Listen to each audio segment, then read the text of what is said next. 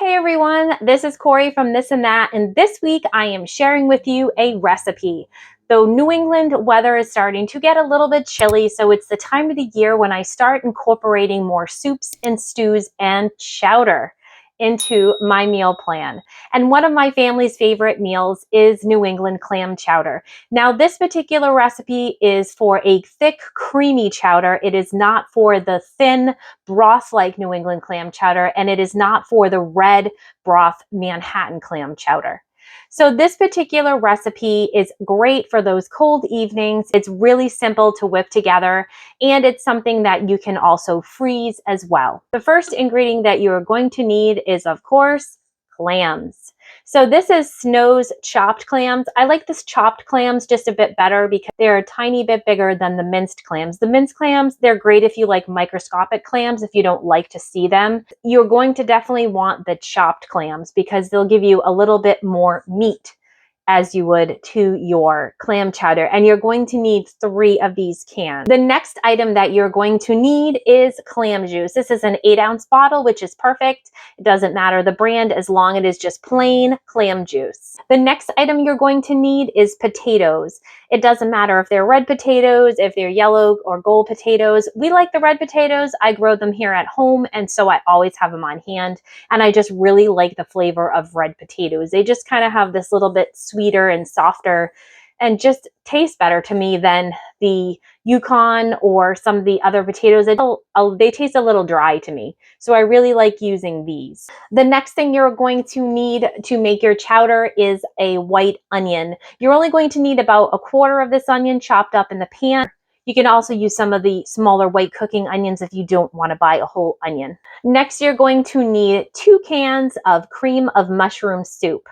Now, I like the unsalted cream of mushroom soup because we really try to cut back on salt in our house. And these you can get at Amazon. We also get them at our local Hannaford's market.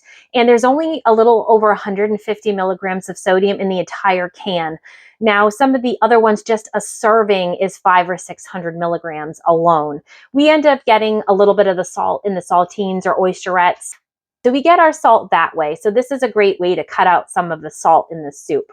The next soup you're going to need is 1 can of cream of celery soup. This is Campbell's Heart Healthy, also trying to cut back on the salt. So this one has 50% less salt. They don't have the unsalted version for this. They only have the unsalted for cream of mushroom or cream of chicken soup. So this is also just another way to just cut back just a tiny bit on the salt. You're also going to need a pint of cream. I like to use a pint of half and half because some of the whole creams are just a little bit too thick. You can also use whole milk if you don't have half and half available, and that will work. It'll just be a tiny bit thinner, and you might prefer a thinner chowder instead of something quite so thick. So any of those will work as long as you use about a pint. The last item that you will need is a daub of butter. And I have to thank my mother-in-law for this great tip, because a lot of the times you go out to the restaurant and you get your dinner rolls or your bread, and they have these little packets of butter. And if you don't use them all, many times they just toss them, especially with COVID times. They don't know who's touched them, and they just end up tossing them. So instead of leaving them, take them home.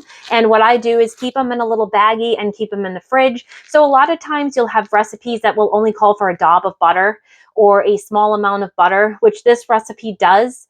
And so this is great to just pop right out of the container and put it in your recipe, and you're not wasting this butter that's getting thrown away, and you don't also have to cut up a stick of butter for just a small piece. So thanks to my mother-in-law for that great tip, these little containers of butter when you go out to eat. So let's get into making New England clam chowder. Here's a quick look again at some of the ingredients that we'll need. First, you're going to add some oil to a pan and add your chopped onions. You're going to cook until they're translucent. Next, you're going to add your entire bottle of clam juice. Make sure you're on about medium heat. Next, you are going to put just the clam juice that is inside the cans of clams into your pot.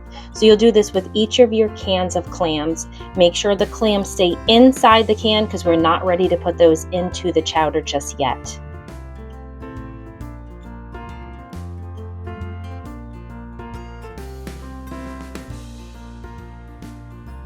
While the clam juice is warming up, you're going to cut up your potatoes into small pieces. We like a lot of potatoes in our soup. You might want a little bit less, so it just is a preference of how much you'd like in the soup.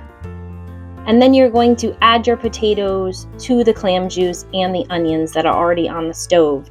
You want to make sure your potatoes get fork tender and make sure that there's enough clam juice to cover the potatoes. You may need to put a little bit of water to cover your potatoes. Next, we're going to start adding our soups to our chowder. We're going to add our 2 cans of cream of mushroom soup. Make sure you stir them in really good. You'll see that your pan should be slightly boiling at this point. You don't want to have it into a rolling boil. Just a little boil would be great.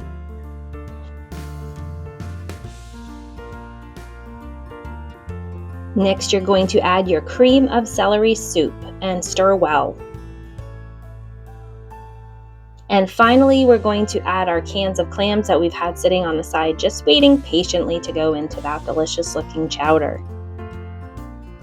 I used 4 cans for this particular batch of chowder. You can also use 3. It's a preference of how many clams you like. We like lots of clams and potatoes in our soup.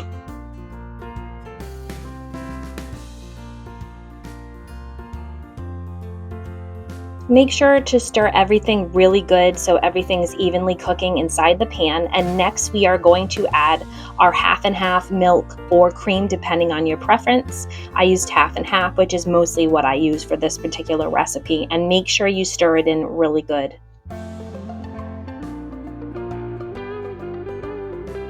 The final ingredient we're going to add is a dab of butter. I've used mine from my little packet that I shared in the beginning of this video. You're going to mix that in really good, make sure it melts.